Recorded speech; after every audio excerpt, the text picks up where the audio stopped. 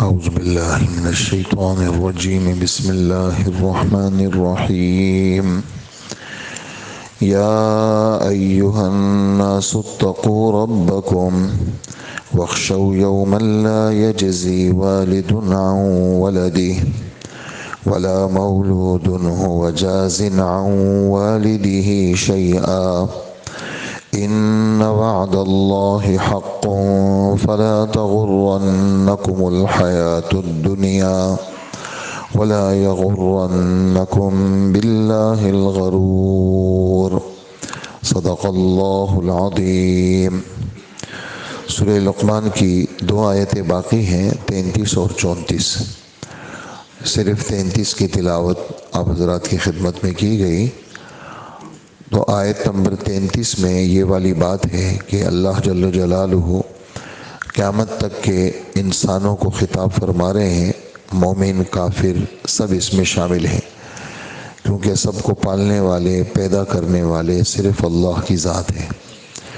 اے لوگو، اللہ اپنے رب سے ڈرو۔ اللہ کا لفظ استعمال نہیں کیا اور کسی قسم کے الفاظ استعمال نہیں کیا، رب کا لفظ استعمال ہوا ہے۔ اور رب کے معنی آتے ہیں پالنے والے کے، رب کے معنی آتے ہیں ابتدا سے انتہا تک پہنچانے والے، عدم سے وجود دینے والے، کاموں کو بنانے والے، تربیت کرنے والے۔ لفظ رب میں یہ مفہوم چھپا ہوا ہے، را با با، یہ دو با ہیں، اور چونکہ تشدید دو حروف پر دلالت کرتی ہے۔ ربن اصل میں تھا ربن، دو با ہیں اس میں، اور پھر دونوں ادغام ہو کر کے ایک ہو گئے۔ تو رب کے معنی آتے ہیں کسی چیز کی تربیت کرنا، کسی چیز کو بڑھانا، اور ابتدا سے انتہا تک اس کو کمال تک پہنچانا۔ تو اے لوگوں، کافروں، مسلمانوں، مجوسی، ہندو، یہودی، عیسائی، جتنے دنیا کے لوگ ہوں، سب اپنے رب سے ڈرو۔ یعنی اگر تم مسلمان ہو تو تم گناہوں سے بچو، اتقو، گناہوں سے بچو، اور اگر تم کافر ہو تو تم شرک اور کفر سے بچو، باز آ جاؤ، اور قیامت کے دن سے ڈرو۔ اس دن سے ڈرو، وخشو یومن، اس دن سے ڈرو جس دن کوئی کسی کے کام نہیں آئے گا۔ باپ اپنی اولاد کے کام نہیں آئے گا، باپ ہو، اس کی اولاد ہو، صلبی اولاد ہو، یعنی سگے بیٹے ہوں، یا بیٹوں کے بیٹے ہوں یا بیٹیوں کے بیٹے ہوں، یعنی پوتے نواسے ہوں، کوئی کسی کے کام نہیں آئے گا۔ اور نہ اولاد اپنے باپ کے کام آئے گی۔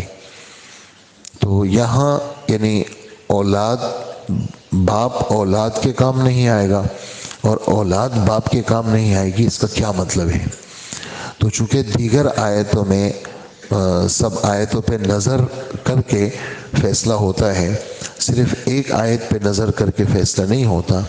یہاں پر اولاد اور باپ کسی کے کام نہیں آئیں گے، اس سے وہ مراد ہے کہ اگر باپ مسلمان ہے اور اولاد کافر ہے، یا باپ کافر ہے اولاد مسلمان ہے، تو مومن اور مشرک ایک دوسرے کے کام نہیں آئیں گے۔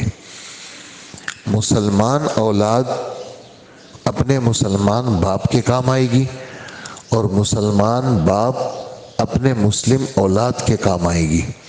دلیل قرآن کی آیتیں ہیں۔ ایک آیت 13ویں پارے میں ہے، بالکل آدھے پر ہے، اور ایک آیت سورہ طور میں ہے، وَالطُّورِ وَكِتَابٍ مَّسْطُورٍ 27ویں پارے، اس کے پہلے رکوع میں 6 7ویں آیت ہے، بلکہ 10ویں 12ویں ہوگی۔ تو اللہ جل جلالہ 13ویں پارے میں فرماتے ہیں، جنات عدن يدخلونها ومن صلح من آبائهم وأزواجهم وذرياتهم والملائكة يدخلون عليهم من كل باب سلام علیکم بما صبرتم فنعم عقبی الدار۔ کہ ان صفات والے مومنین، پیچھے صفات کا ذکر چل رہا ہے کہ برائی کا بدلہ برائی سے نہیں دیتے، وعدوں کو پورا کرتے ہیں اور اچھے اخلاق کے حامل ہیں، یہ ایمان والے جنتوں میں داخل ہوں گے۔ لیکن یہ اکیلے نہیں ہوں گے، بلکہ وہ اولاد ان کی، وہ بیویاں جن میں جنت میں جانے کی صلاحیت ہو، یعنی مومن ہو، اور فرشتے ہر طرف سے آ کر کے ان کو سلام کریں گے اور کہیں گے کہ تم دنیا میں مذہب پر جمے رہے، یہ تمہارا بہترین ٹھکانہ ہے، تم جنت میں چلے جاؤ۔ تو اس آیت سے یہ بات واضح ہوتی ہے کہ صرف مومن مرد جو ہوگا یا مومن عورت ہوگی وہ نہیں جائیں گے، بلکہ جو ان کے بچے مسلمان ایمان کے اندر شریک ہوں گے وہ ان کے ساتھ جائیں گے۔ اچھا، پھر کبھی ایسا ہوتا ہے کہ باپ تو بڑا نیک ہے، اولاد نیک نہیں ہے، یا شوہر نیک ہے بیوی نیک نہیں ہے، یا بیوی نیک ہے شوہر نیک نہیں ہے، اس طرح کے معاملات ہوتے ہیں، لیکن مومن ہونے میں سب شریک ہیں۔ تو اس کا یعنی اس کے بارے میں سورہ طور کی آیت ہے، اللہ جل جلالہ فرماتے ہیں کہ والذین آمنوا وعملوا الصالحات الحقنا بهم ذریتہم وما التناہم من عملہم من شیء، کہ ہم کیا کریں گے، جنت کے اندر ان مومن مردوں اور عورتوں کو تو داخل کریں گے، لیکن ان کے جو بچے ہوں گے، ان کی جو اولادیں ہوں گی، ان کو ان کے ساتھ جنت میں داخل کریں گے۔ اور اگرچہ یہ اولاد اپنے باپ کے درجے کے برابر نہیں تھے، لیکن ہم کیا کریں گے، ہم ان کے عملوں کو گھٹائیں گے بھی نہیں، وما التناہم من عملہم من شیء، گھٹائیں گے نہیں، چونکہ ایمان میں شریک ہے، باقی کمی بیشی اللہ پاک خود پوری فرمائیں گے، اللہ پاک ان اولادوں کو ماں باپ کے ساتھ جوڑ دیں گے۔ تو ان دو آیتوں کی وجہ سے، اور احادیث بھی بہت ساری ہیں کہ جس میں رسول اللہ صلی اللہ علیہ وآلہ وسلم فرماتے ہیں یہ چھوٹے چھوٹے بچے اپنے ماں باپ کی سفارش کریں گے، حدیثیں آپ پڑھ چکے ہیں، سن چکے ہیں۔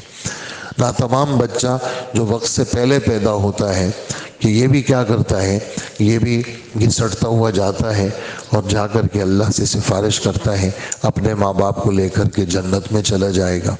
تو یہ چھوٹے چھوٹے بچے سفارش کریں گے، اسی طرح حافظ قرآن سفارش کریں گے، اسی طرح شہداء سفارش کریں گے، بچپن کی موت والے بچے وہ سفارش کریں گے، علماء کرام سفارش کریں گے، مجاہدین سفارش کریں گے، حاجی لوگ سفارش کریں گے، حتیٰ کہ ایک غریب آدمی جس کو آپ نے کھانا کھلایا ہے وہ اللہ پاک کے سامنے پیش کرے گا کہ اس آدمی نے مجھے کھانا کھلایا، اس آدمی نے مجھے راشن دیا، اس آدمی نے میری دوائی کا انتظام کیا، اللہ پاک آپ میری سفارش مان لیں، آپ اس کو جنت میں لے جائیں۔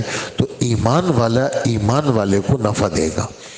لیکن یہاں جو نفی ہو رہی ہے کہ باپ اولاد کے کام نہیں آئے گی، اولاد باپ کے کام نہیں آئے گی، یہاں کافر مراد ہے کہ اگر باپ مسلم ہے اور اولاد کافر ہے تو باپ اپنے کافر اولاد کے کام نہیں آئے گا، اور اگر باپ کافر ہے اولاد مسلم ہے تو وہ مسلم اولاد اپنے باپ کے کام نہیں آئے گی۔ اور قیامت کے دن کی تیاری کا حکم دے رہے ہیں کہ قیامت کے دن کی تیاری کر لو، اور بے شک یہ قیامت آ کر رہے گی، اللہ جل جلالہ کا وعدہ سچا ہے۔ لہٰذا اے مسلمانوں، یہ دنیاوی زندگانی تمہیں دھوکے میں نہ ڈال دے، اس کی چمک دمک، اس کی چیزیں، یہ اس میں کشش رکھی اللہ پاک نے، یہ اپنی طرف اس کی جو چیزیں ہیں وہ اپنی طرف کھینچتی ہیں۔ اور مولانا سعید احمد خان صاحب ہمارے ایک بزرگ گزرے ہیں، وہ فرمایا کرتے تھے کہ دنیا کا ظاہر تو بڑا دلکش ہے، لیکن جب اندر گھسو گے تو غم ملیں گے، اور آخرت کے جو اعمال ہیں اس کا ظاہر مزیدار نہیں لگتا، آدمی کی طبیعت نہیں چلتی، لیکن جب آخرت والی چیزوں میں اندر جاؤ گے تو وہاں راحت ملے گی۔ تو اس ظاہر سے دھوکے میں مت پڑو۔ اسی وجہ سے رسول اللہ صلی اللہ علیہ وسلم فرماتے ہیں حفت الجنت بالمکارہ، جنت کو ناگواریوں سے اللہ نے ڈھانپ لیا ہے۔ جنت کے اوپر ناگواری کا پردہ، جی تہجد پڑھو، فجر کی نماز جماعت سے پڑھو، ساری نمازیں مسجد میں پڑھو، روزے رکھو، اپنے مال کی زکوٰۃ دو، حج عمرے کرو، اور اس طرح مشقت والے کام اللہ کی دین کی سربلندی کے لیے کام کرو۔ ان میں کیا رکھا ہے؟ ان میں ناگواری رکھی ہے، حق کے اندر کیا ہے؟ ناگواری ہوتی ہے، اور جو غلط چیزیں ہیں اس میں آدمی کی طبیعت چلتی ہے اور آدمی اس میں آگے بڑھتا رہتا ہے۔ تو اس لیے ارشاد فرمائے کہ یہ اللہ کا وعدہ حق ہے، یہ دنیاوی زندگانی تمہیں دھوکے میں نہ ڈال دے۔ اور آخری بات آیت کی یہ ہے کہ دھوکے باز شیطان تمہیں خدا کے بارے میں دھوکے میں نہ ڈالے. دھوکے باز شیطان تمہیں خدا کے بارے میں دھوکے میں نہ ڈالے گی جی غفور الرحیم ہے، معاف کر دیں گے. جیسے 25ویں پارے کے پہلے صفحے میں ایک کافر آدمی جس کو امیدیں ہیں آخرت کے بارے میں کہنے لگا کہ وَلَئِن رُجِعْتُ إِلَىٰ رَبِّي إِنَّ لِي عِندَهُ لَلْحُسْنَى، کہ اول تو میں خدا کے پاس جاؤں گا نہیں، اور اگر بالفرض اگر میں اللہ کے پاس چلا بھی گیا تو وہاں بھی میرے مزے ہوں گے. دیکھو یہاں کتنے مزے ہیں، اگر وہاں بھی میں چلا گیا بالفرض تو وہاں بھی مزے ہوں گے. تو یہ کیا ہے؟ یہ شیطان کی تسویل ہے. تا سین واو یا لام عربی لفظ ہے.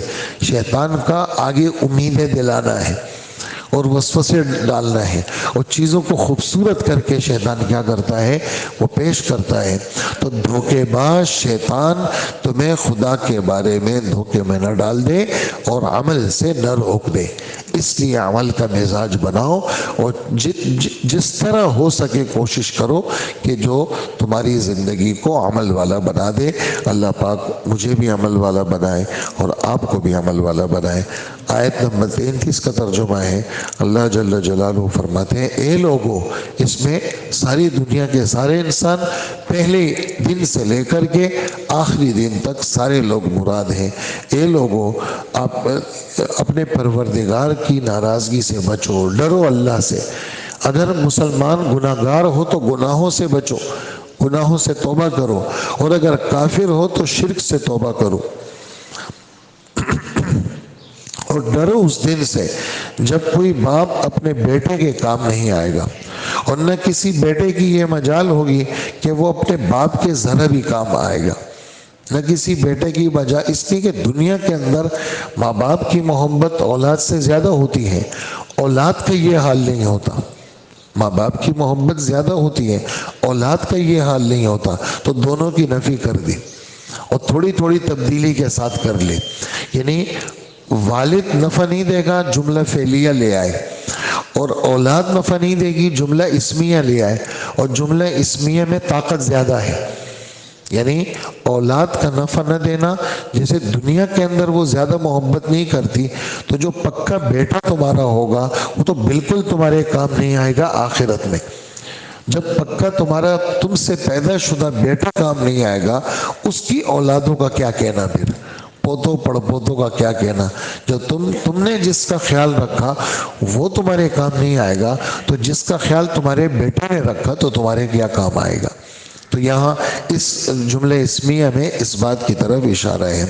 اور پھر فرمایا یقین جانو کہ قیامت کے دن کے بارے میں اللہ کا وعدہ سچا ہے، اس لیے ایسا ہرگز نہ اسے ہونے پائے کہ تمہیں یہ دنیاوی زندگانی دھوکے میں نہ ڈال دے، اور ایسا بھی ہرگز ہونے نہ پائے کہ شیطان مردود تمہیں اللہ کے بارے میں، اللہ کے معاملے میں دھوکے میں نہ ڈال دے.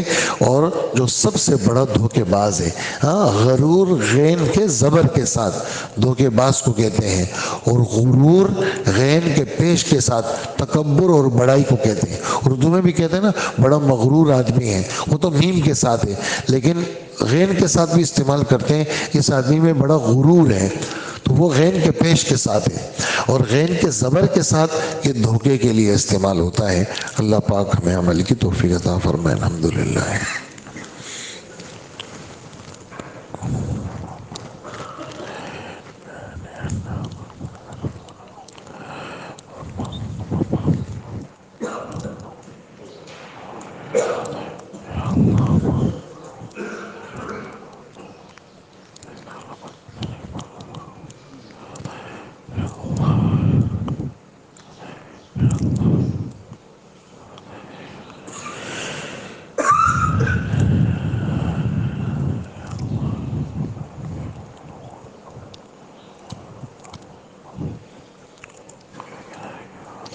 وصلی اللہ وسلم علی نبینا محمد وآلہ واصحابہ اجمعین. آمین برحمتک یا ارحم الراحمین.